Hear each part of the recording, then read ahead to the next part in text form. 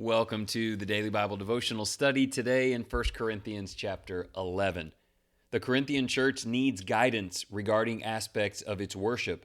Paul starts by addressing head coverings, teaching that men and women should honor God's design by reflecting submission to Christ in their respective roles. This cultural practice symbolizes reverence for authority in worship. However, it is not God's will for members to become contentious over the matter of head coverings. Paul then rebukes the Corinthians for divisions present during the Lord's Supper, where selfishness and inequality undermine the sacred act. He reminds them that communion is a proclamation of Christ's sacrifice, accomplished together, while challenging each participant to evaluate themselves. Christians are to partake in a worthy manner, with attention on Jesus, in a spirit of humility. This is achieved by waiting for one another in the collective memorial. So this is about attitudes on worship, head covering, or the Lord's Supper. Just as Paul emphasizes order and unity in worship, we must approach our gatherings with reverence and humility. In worship, we honor God's design and reflect submission to Christ.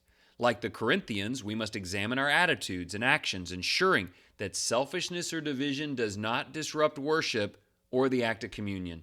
The Lord's Supper is a reminder of Christ's sacrifice and a call to unity within the body of believers. As we partake, we should reflect on our relationship with Christ, repent of sin, and seek to build up one another in love. Worship is not about individual preferences, but about honoring God and fostering unity in faith, demonstrating Christ's selfless love in our words and actions. It's an odd thing to gather for worship together with believers and make it really just about me and what I'm getting out of it and what I think. We have to think bigger. Being at church services is a tangible physical way to do that. 3 questions. Number 1, what was the purpose of the head covering for women in worship?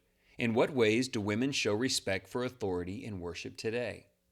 That's the thing. How we demonstrate that symbolism may differ today, but the concept, the principle has to be intact.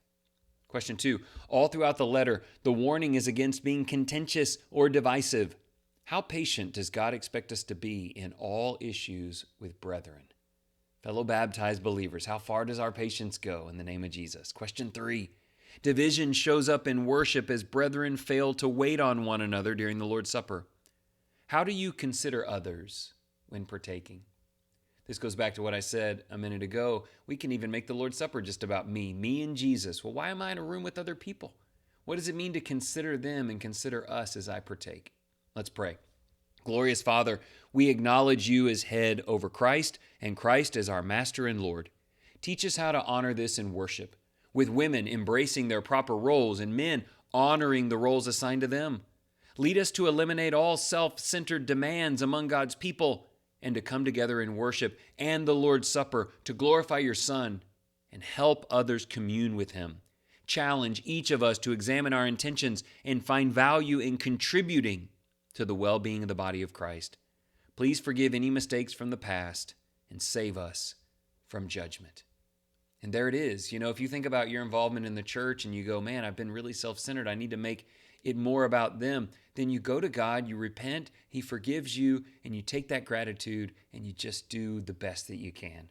May that be your motivation and your hope today, and thanks again for listening.